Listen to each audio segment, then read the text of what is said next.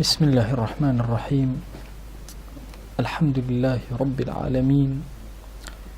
والصلاة والسلام على خير خلق الله محمد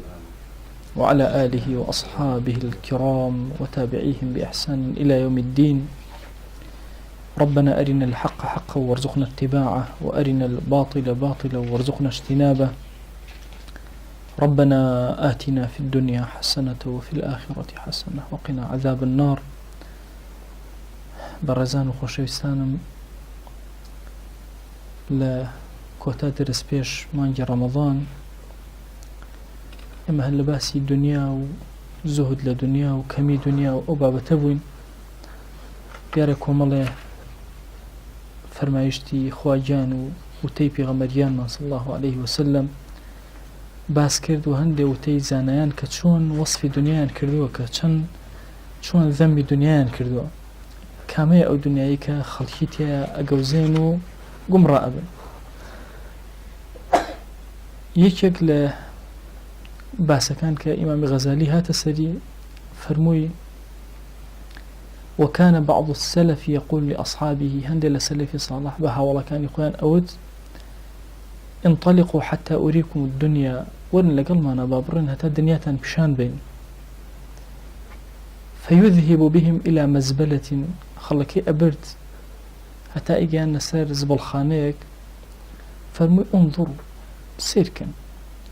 إلى ثمارهم ودجاجهم وعسلهم وسمنهم، سيركن بزانن بەروبوو مەکان، مریشەکانیان، هەنگوینەکەیان، چەوریەکەیان، بزان چی لێ هات.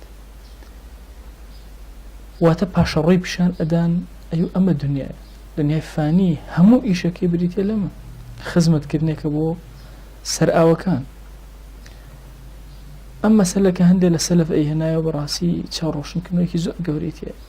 وەڵڵا ئینسان ئەگەر تالیبی خواردن بێ بەس لە دنیا، غەیری خزمەتکردنی سەرئاوە هیچ شتێکی تری نەکرد، هیچی نەکردو، هەموو ئەوەی کردوێتی لەو چوارچێوە بچووکە سوڕاوەتەوە. پێغەمبەریان صلی الله عليه وسلم حەسەنی بەسری پێمانەڵێ نمونەیەکی تر. حەسەنی بەسری فەرمێ: بەلەغەنی عن رسول الله صلی الله عليه وآله وسلم أنه قال، پێم گەیشتووە لە پێغەمبەریانەوە صلی الله عليه وسلم کە بەم شێوازەی فەرموویە: إنما مثلي ومثلكم ومثل الدنيا كمثل قوم سلكوا مفازة غبراء. أفرمي نمونەی من و ئێوە لەگەڵ دنیایە وەکو چی وایە؟ نمونەی پێغەمبەری خوا صلی الله عليه وسلم لەگەڵ عامەی ئوممەتە چۆنە؟ بێزەبەت وەکو قەومێک وان بکەون ناو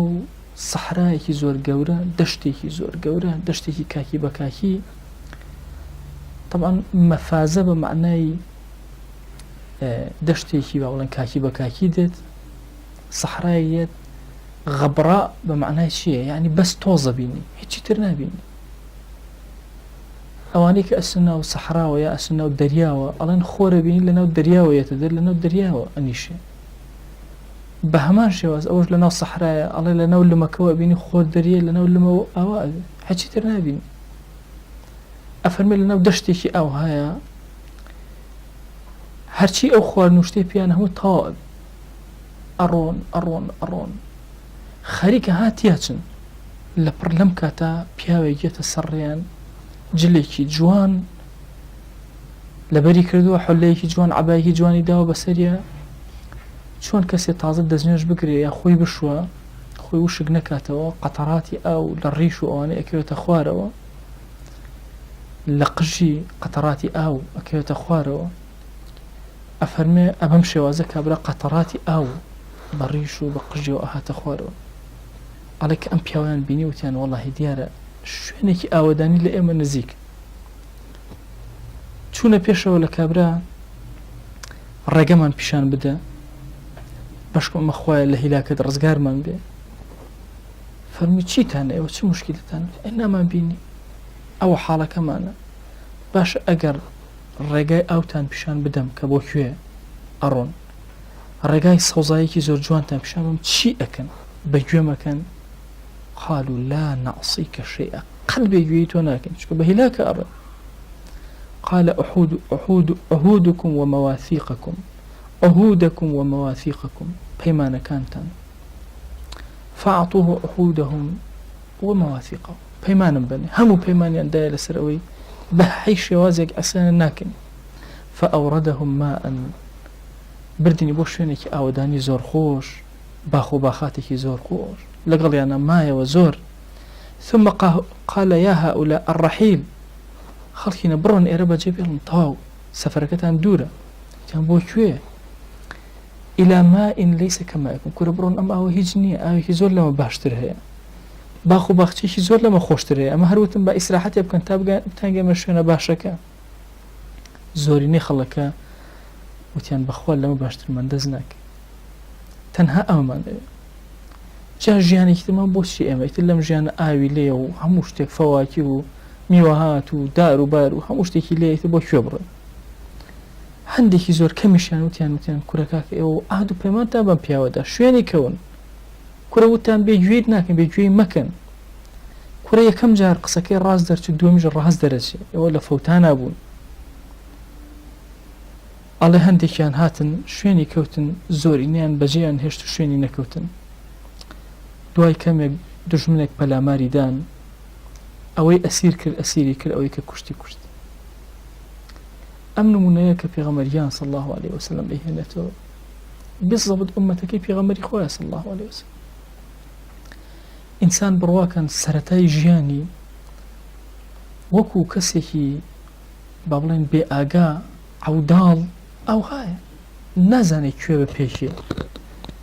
ئێوە تەسەووڕ مەکەن کە خۆی گەورە لطفی لەگەڵ ئێمە کردووە هەر لە سەرەتاوە لەگەڵ دینە هاتوین هەز بە ئارامێکی زۆر گەورە ئەکەین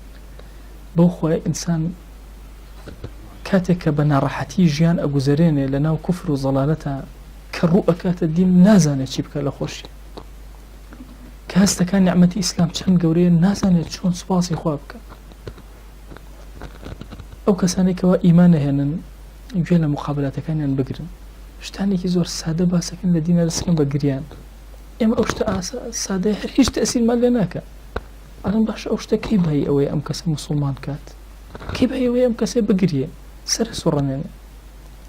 نازانی ئەو لە چ ناڕەحەتێک ئەوە بەنسبەت ئەوە ئاوە بەنسبەت ئەوە نانە بەنسبەت ئەوە ژیانە کاتی ئەبینی مەسەلەن کەسێک ئەڵێکا کە ئیمانم هێنا خۆم و عەشیرەتەکەم ئەوەندە ملیۆن کەس بۆ لەبەر مەسەلەیەکی فەرائیز ڕزگارمان چۆن ڕزگارتان وەڵا چەند ساڵم عەشرەتەی ئێمە یەکتری ئەکوژن لەسەر میرات هەرچی دیانەتە تاقیمان کردەوە نەجاحەتی نێنە لە ئیسلام تاقیەکەینەوە نەجاحەتی هێنا و کەس کێشەی نییە باش ئەم مەسای کە باسی میراتەکە باسی ئەمەکە للذەکەری مثل حەظ الأنثیین ئەگریە باشەوە پێ بۆچی ئەگریە ئێمە نازانین ئەوە چۆن یەکێک عەوداڵی ئاوە ئەو عەوداڵی ئەو کەلیمە بوو هەتاوەکو چارەسەرەکانی گرفتەکانی چارەسەرەکە بڕواکە ئینسانیەت ئاوە لە ناو گەوزاوێکی زۆر سەیرە یەت و ئەڕوا لە پڕ ئیسلام ئەدۆزێتەوە پێغەمبەری خوا صلی الله عليه وسلم ئەدۆزێتەوە ئاوەرم پەیمانم بەنێ ئەی عەبدەکان شوێنم کەون ئەم دنیاتان پێ ئەناسێن و ئەو دنیاشتان پێ ئەناسێن هەموو پەیمانی ئەدەینە کە هینە ناو ئەم دنیایەوە ئەوەی ترمان لەبیرە چێتەوە عیسیانیەک بەخوا چۆن پێغەمبەریان صلی الله عليه وسلم ڕێنمایی کردوین صدق صفەتی ئینسانی موسڵمانە هەموو ئینسانێ دەڵێ زۆر باش چۆن ئەرشادی کردوین دزی نەکردن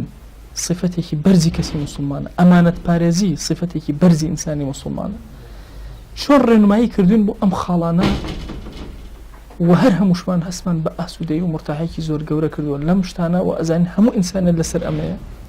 بەخوا ئێرشادەکانی تریشی وەک ئیبن قەییم ئەفەرمێ هەمووی وحیە ئەو هایە هی پێغەمبەریان صلی الله عليه وسلم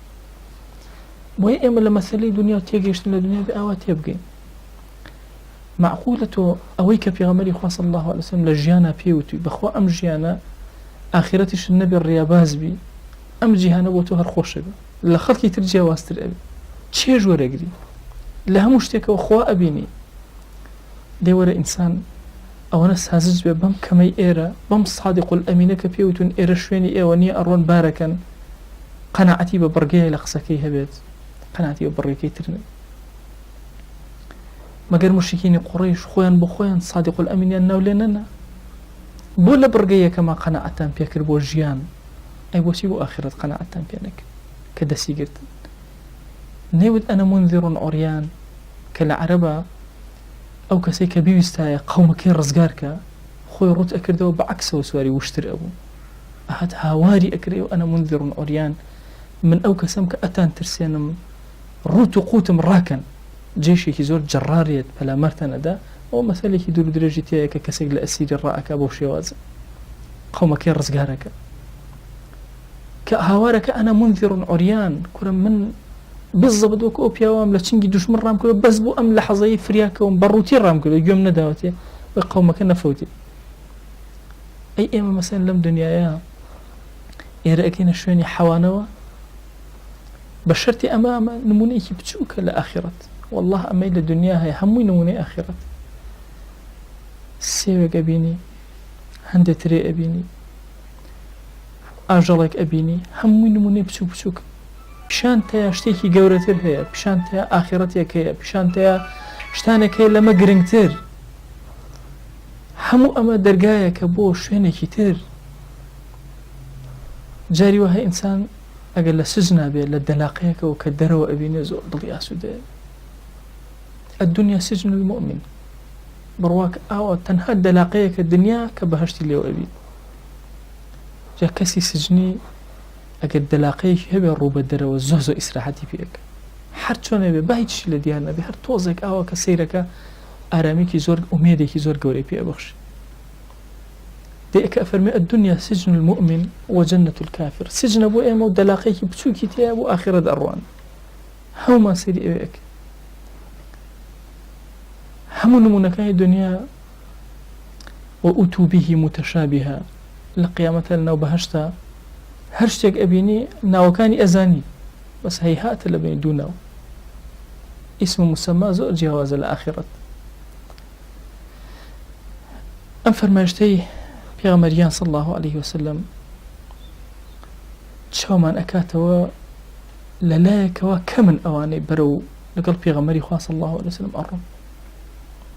ئەوی تری هەموو دنیا ئەیخات ئەمانە هەمووی نیوەی قسەکانن بڕوا پێ کامە زۆر مشریک و بێدینە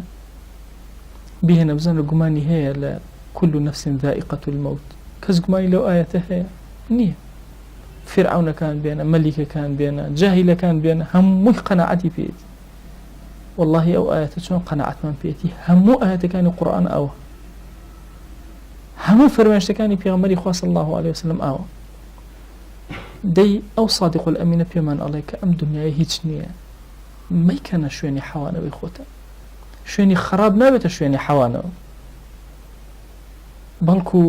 ئینسان تەنها ئەوەندەی ئیشی بەم شوێنەی ئێرە ئەبێت ئەوەندە جێ پێ خۆی چاکە ئیتر بەجێ ئێڵ ئەڕوە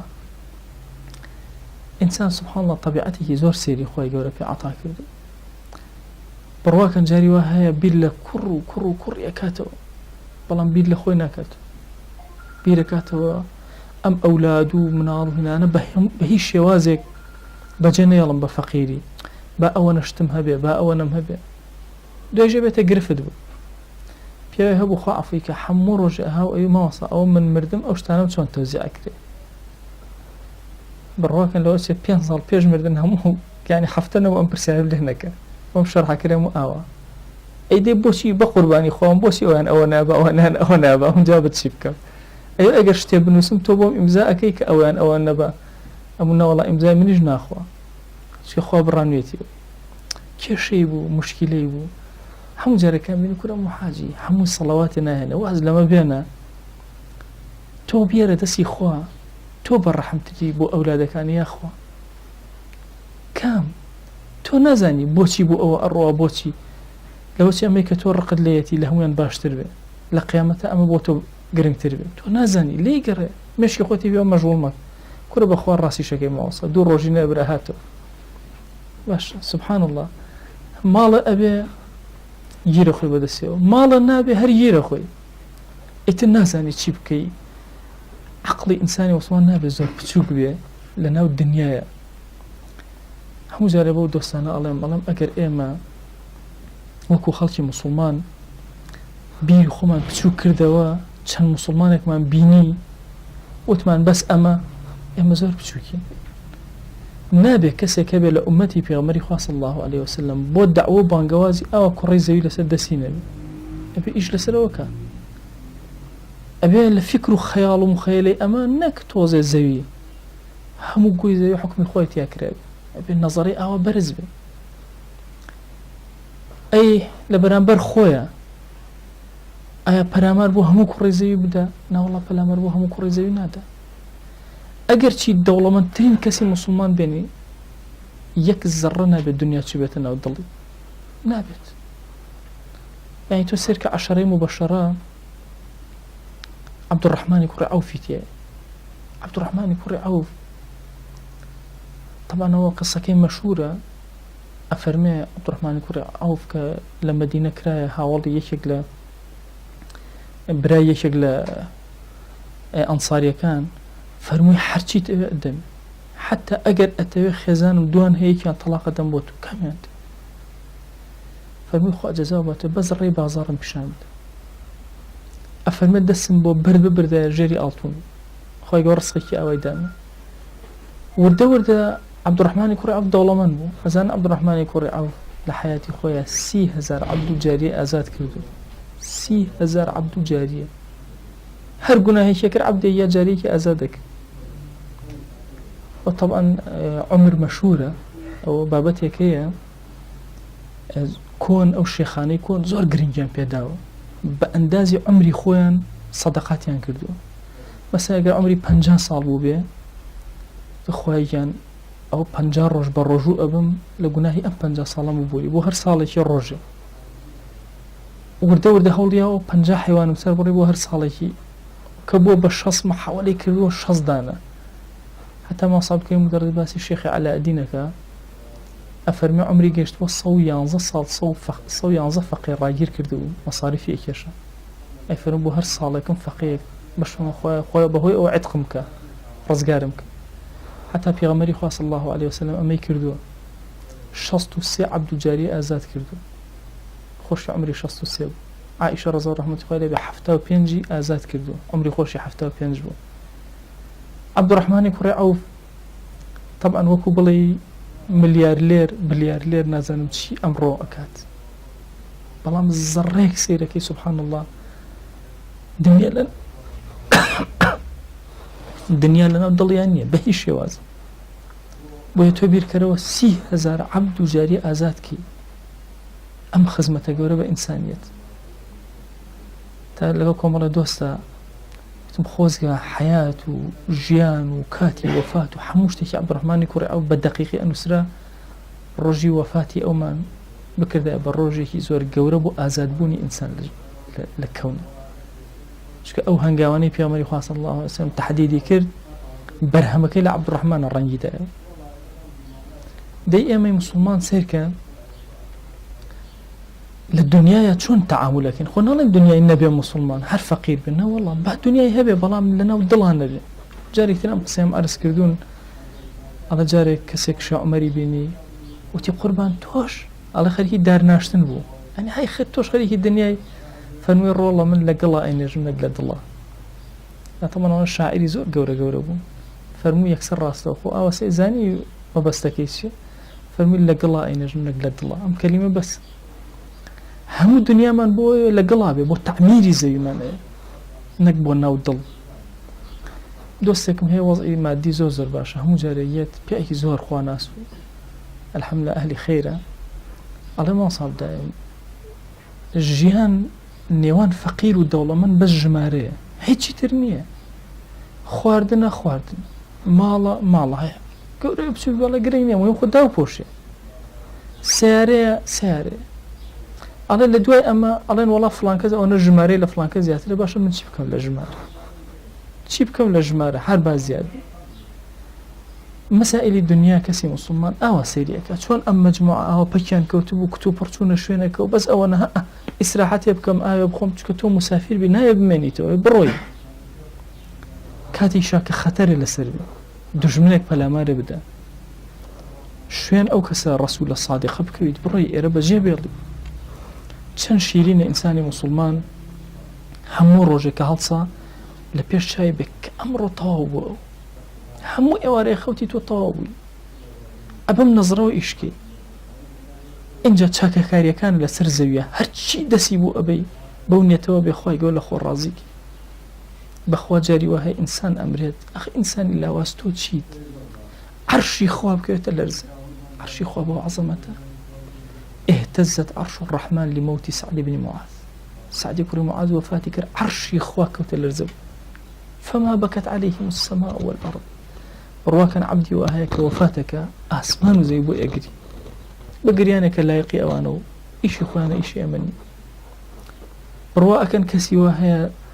دسال دواي أويك أولا مزقود دأبرا ومزقود بوي أجري بوشين سجدكاني أجري أما جيانا لك أمي أمرو بس بلا ماربم كوب كموا رواكن كافر زور إيشي كلو زور مانو بو هتا دنيا داري ركخة هتا مسلمان مشغول كا غير مسلمان همو دنيا مشغول كا بتشيو بجياني كاتيبه كالك أبزن كافر شين لأيما كلو شو رجزان أيما خريقني بس أمانة لقمانانة بياكن بجي أم إيشي طواب إيشي دوام إيشي سهم إيشي چوارم بين جمكك خوجيان طاو نابي تو طاو أبي رواك جاري وهي 20 جار مالا قوري جاري ناتواني دلي خود بقوري 20 خانو أكيت ولا جيانا جاري ناتواني دروني خود بقوري من هندي السفرات مهي لقلباكما بيكا ودس بي أكين جياني خوي اللي أبرسم باكم بوم أجارته وكاللي راي كردو بو إيه اللي هاتو چون هاتو چي كردو چند فقير بو چون دولمان بو چون فقير بو تو كاوا سيري سورة كاني جياني أكم أوهم كل مريي باشا تشيبو أمبيا وماوت لهم كل مريي غيري هندي أذكار وطاعات وعبادات وخوانات وحج تر همو جاري ببيرما لقل بابيرما دا أنشتم قاتي نو بابيرم دا أنشتم لقل يا بياو أهاتن ولا بياو بيروشتيان بو أجرايو أهنو ببيرا فلان كسات وفلان كساتن تو تنها يك مانغاتان وبو سر بري اینجا پی اکنی اره والله ببیرم مش ئەوە بیرمە کردو ئەم ئەگەر باپیرم ئێستا هەرچی سیارەی کوڕی زەوی هەیە لە بەردەم ماڵا بێ وەی وەستابێ هەرچی خانووی ئەم کوڕی زەویە هی باپیرم بێ بەچی ئەچێت یانی قاچی نییە توانای نییە بێتاقەتە بێزارە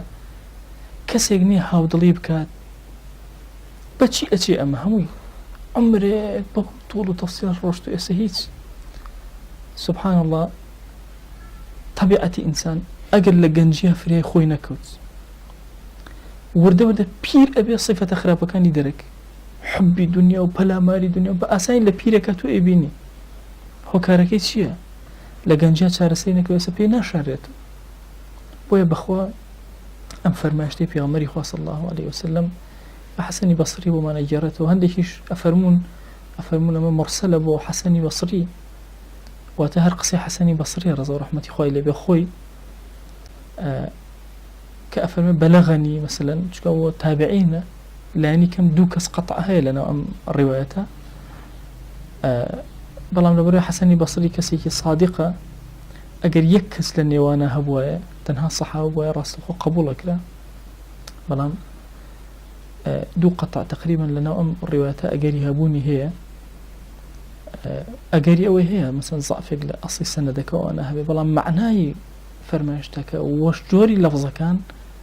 ضلبوا أوبا كما فرمايشتي في عمر إخوة صلى الله عليه وسلم فرمايشتي كتير نيشتري في عمر إخوة صلى الله عليه وسلم بو الدنيا وكتايب درسك إهني للصحيحين هاتوا لا أبي موسى أشعري ورضا رحمتي إخوة إليه في غمريان صلى الله عليه وسلم فرموي إنما مثلي ومثل ما بعثني الله به كمثل رجل أتى قومه فقال يا قوم إني رأيت الجيش بعيني وأنا النذير العريان هو بياك رايكر هاتنا وخز مكاني وقوم مكاني ووتي خو خلقنا نموني منو أويك خواب بيدا ومبوتان بينهم بالضبط وكما بياك رايكر دواتو بنا وقومك خوي عليه هو قومكم جيشي زور جراري خطر بيني وبتشاوي خون بيني أنا المنذر العريان من أو كسم كوا روت وقوتم بس أتان ترسينم فالنجاء كل فرياي خوتان كون كل راكن كمێک لە قومەکەی شوێنی کەوتن فأدلجوا وانطلقوا على مهلهم خوي دلوج بمعنى الشوروية يعني بيش أوي سحر بيت فجي الصادق بيت درتي وبيوت دلوج فرمي من خاف أدلج ومن أدلج بلغ المنزل أو كسيب ترسي الشوروية بيش أوي الروج بيتو درجة زوء أكيتر أو كسر زوب كيتر بلغ المنزل زوء قات شويني خوي أفرمي هندك شوروي كوتنا خويانو لقال يا روشتن فنجا ورزقاريان وكذبته طائفة منهم هني تيوتي والله دروء كامل فأصبحوا مكانهم لشويني خويانا ما نوى فصبحهم الجيش بيروز باي بياني چی لێکردن جێشێک لێکردن دەوریان گیراوە تەو دراون هیچ نەفەس و مەجالیشیان چاویان کردەوە جێشیان بینی فأهلكهم واجتاحهم هم يعني فوتان وبسريان الرشتن فذلك مثل من أطاعني واتبع ما جئت به ومثل من عصاني وكذب بما جئت به من الحق أمش نموني أويا كمن بوتان باسكم كي لقل ما دير رزقاري أبي كي لقل ما نايت فصبحهم الجيش والله تشاوى كيتو ملك الموت بين كتايبتو تشي جواب أديتو يعني والله إنسان هنده جا بيركاته باش أقل رب العالمين هريك لأي مرة بقري والله أي عبد عادي شام دايتي تشيد لك دسم دايتي تشيد لك ذهنم دايتي تشيد لك عقلم دايتي دركم دايتي مالم دايتي خزم كسم دايتي باوكو دايكم بي عطا كردي پروردم كردي كورم كردي هيچ نأزاني هموش تيكم بي عطا كردي شيد لكر أي عبد والله يشيم لكر خواه حتى أقر خواه يقول برسال لك أي عبد شهوتم دايتي الشهوات بو بقاي نسل إنسانية بو إنسانية بمينة ولا سديته تشيد لكر برسال لك أي عبد نك أمانة هرم بو روشن كرديتو همو أم نعمتانا بيداي بيشموتي چوني بكار بيني تشيد لكر باش إنسان أقر أولا بردم خواه روج لروجان رابي جيرين أبي تشي جواباتو أبي بلي تشي ألا بلي خواه يان تشيم كرد تشيم لم نعمتانا كرد شون بصرف كرد لتشي أكو تايم بي هنا بويلة فرماشتكا فرمي من حوسب عذب هەچ کەس حسابی لەگەڵا بکرێشتی لەگەڵا ورد کرێتەوە إلا عذاب دري هەندێک لە عولەما فەرموون چۆن عذاب دري ممکنە عذاب نەدرێ ئەم کەسە خۆ عەفوی کە دوایی کورە ئەڵێن عذب بەس پرسیار لێکردنەکە عذابێکی زۆر گەورەی خەجاڵەتە بی لە بەردەم خۆ شەرمەزارە لێ ئینسان لە بەردەم خۆ نازانێت چی بکات چی بڵێ چۆن جواب باتەوە بۆیە زەرورە ئینسان دنیا وەکو خۆی بناسێ چاوەکانی بکاتەوە بخوا أميك الليرة أبوزرية براني خوم شتانيكي كاتين هموما إيمة چند روجي كتطاو يعني إنما العمر أيام باش همو عمر إنسان چند روجي روجي كان بچيا بچاكا سرفيك يا بخرابا عطات شي وسرزوي چيت هي وسرزوي وتصور مكا لجيانا بلي ولا من إلا أبي قصب كم بو خلق أخوة كاري مسلمان كم تريني قصي برواك الدارك قولي كالنزيكي وأرويت صلوات ذكر سبحان الله يكي إلا أم دار أبدا الشهيدي كي زور قوري بوتو أم قول الشهيدي بوتو أدا كاتيا تبشوكا بوهي قرنقا إيما لم حياتها دنيا وكو خوي بناسي أم فرمايشتاني إمام غزالي أم بابا باسي أولي إنساني مسلمان فقير لاتو أو نخير مهما كان دولمن به بلام دنيا بناسي كدنيا ناسي زو أشد بجوانيتي أكا زو أشد حالي چند جوانا كسي كي زور فقير منافسة أكا لغا كسي زور دولمن كسي دولمن منافسة أكا لغا سر كسي لغا كسي فقير لسر چي لسر آخرت لغا لسر الدنيا لسر منافسة كالدنيا چند جوانا فقير من سيري باري دولمن نكا سيري أخلاق وروشتي بك ها حسادت لتشياب بائري بشي بري رجل أعطاه الله مالا فأنفقه أو سيري مالك ناكا سيري إنفاقك أكا أبخشي خواه بهرج بي بمنوك أو ببخشو نەک پارەوێ وەکو ئەو بژیم. چەند جوانە تەنافسی کەسی دەوڵەمەند ذهب أهل الدثور بالأجور هاتنا خزمەت پێغەمبەری خوا صلی الله عليه وسلم فەقیرەکان کۆبوونەوە وەکو مزاهرە هاتن ئەی پێغەمبەری خوا صلی الله عليه وسلم کورە دەوڵەمەندەکان هەرچی ئەجرە بردیان هیچمان بۆ نەماوە وەکو ئێمە نوێژ و تەعاتەکەن و ئەم هەموو ئینفاقەشەکەن فەرمووی شتێکتان پێ ئەڵێم لەوان باشتر سبحان الله الحمد لله الله أكبر دوای نوێژەکان ذکرەکان پێشیان بنەوە دوای هاتنەوە یا رسول الله صلی الله عليه وسلم والله ئەوان ئەوەش ئەکەن ئەوەش فێر بوون ذلك فضل الله يؤتيه من يشاء فضلی خۆیە سیر کە تەنافس لەسەر خیر چۆن ئەگە تەنافس لەسەر دنیا هاچەند بچووکمانەکات و قەدری ئینسانیمان کەمەکات بەڵام لەسەر ئاخرەت ڕۆژ بە ڕۆژ گەورەتر ئەبێ باڵاتر ئەکەین ئومێ دەکەم ئەم دەرسانە بۆ خۆم یەکەم جار بۆ هەر هەموو جەنابیشتان بێتە دەرسانێک کە بە معنای کەلیمە ئیسفادەی لێ بکەین لە ژیانی ڕۆژانەی خۆمانە چاومان بکەینەوە چاوی دڵمان بکەینەوە دنیایەکی فانی ببینین و ئیشکەین ئێمە برانی خۆم چەند ڕۆژی کەممان ماوە بەرەو مانگی پیرۆزی ڕەمەزان ئەڕۆین زۆر حاجەمان بەم دەرسانەیە کە خوێندومان پێ بڕێنەوە ئێمە پێویستمان بە تەوبە هەیە گەڕانەوە بۆ لای خوا هەیە بە کۆڵی گوناهەوە وەرە بەردەم ڕەب العالەمین بەبێ ترس چونکە بۆ لای کەسێکی زۆر بەڕەحم ئەڕۆیت لە کاتێکی وەهاشە ئەڕۆی خوانێکی زۆر کراوەی هەیە ئەزان کەسی سەخی کە سفرە خوانی حازر بێت کەسێک بێتە بەر دەرگاکەی و بێ بگەڕێتەوە ئەزانی چەند ناڕەحەتە بێ ئەگەر بێتە ماڵەکەی و نان بخۆ ئەزان دڵی چەند ئارامە بێ تەشبیه نەبێت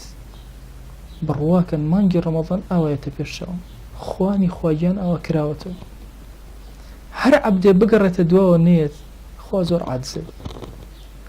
ئەی ئەگەر هات مەهما کان گوناهبار بێ هیچ گرنگ نییە بەلای تۆ بەخوا جاری وایە میوانێکت دێت میوانەکەت لەوە ئەچێت لە هیچ تەبیعەتێکە بەدڵە نەبێ خوانت حازر کردووە ئەگەر نەیە لەو خوانە و خواخەریکە دڵە شەقڵ مهما کان ڕقیش لێ بێت چکە خوانێکی حازر هەیە خواتە کەسێک لێ بخوا دەوەرە تۆ بە گوناه و تاوانەوە ئاوا ئەچیتە سەر سفرەی ڕەب العالەمین ئەو بەو پەڕی بەزەیەوە لەگەڵ وەرە لەم بەزەیە زیاتر کامە بێ خراپەکانە بە چاکە بۆ بنووسی والله ئینسان تەوبەکە تەوبەیەکی صادقانە أولئك يبدل الله سيئاتهم حسنات والله خوای گەورە خراپەکانە بۆ ئەکا بە چاک والله لە ساحەی مەحشەرە ئەوە سەیری کردەوەکانت ئەکەی کردەوەیەک زۆر ئەترسی سبحان الله بەعکسی ئەو کردەوە بۆ نووسراوە چۆن نەبێ بەعکسی ئەو بۆ بنووسێ من ئەو خراپەم کردو يبدل الله سيئاتهم حسنات خوا گۆڕێتی ئەو خراپەی بۆ کردی بە چاک چونکە تەوبەیەکی ڕازگۆیانەت کردو لەگەڵ خوا ومێ دەکەم ئەم مانگی ڕەمەزانە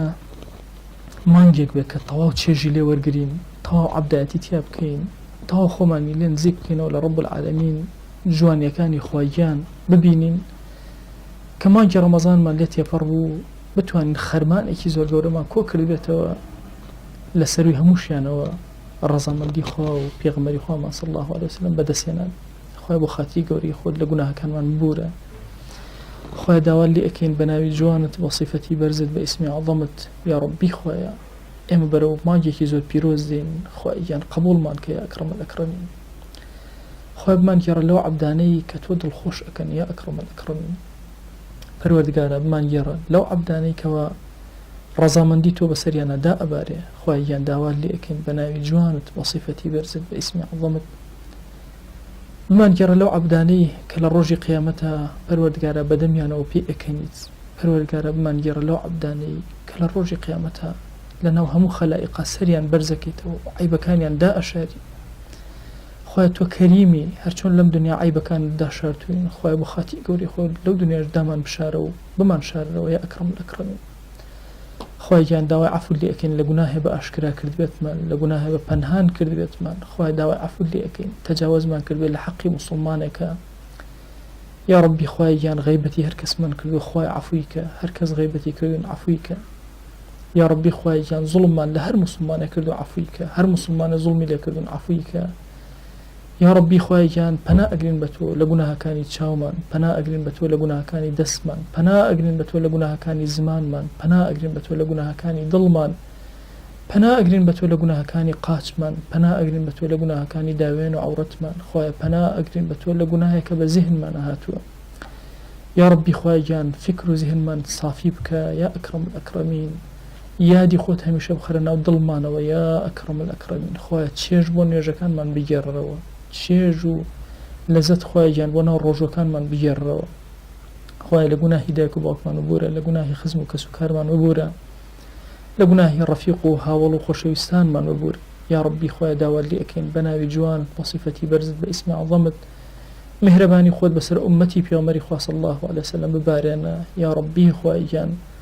لە مردووی ئومەتی پێغەمبەری خوا صلی الله علیه وسلم ببورە، خوای گیان لە مردووی ئومەتی پێغەمبەری خوا صلی الله علیه وسلم ببورە. یا ربی خوای گیان عاقبەتمان پڕخێر کە، خوایە عاقبەتمان پڕخێر کە، خوایە عاقبەتمان پڕخێر کە. تو گەورەی خۆ لەم دنیای دەرمان مەکە بە ئیمانەوە نەبێ، لەم دنیای دەرمان مەکە بە شایەتمانەوە نەبێ. بمان گەڕە لەو عەبدانەی خوای گیان کە بەڕاستی و حەقیقی تۆ ئەناسن. یا ربی خوایە چاوی دڵمان بکەرەوە، بەسیرەتمان بەهێز کە،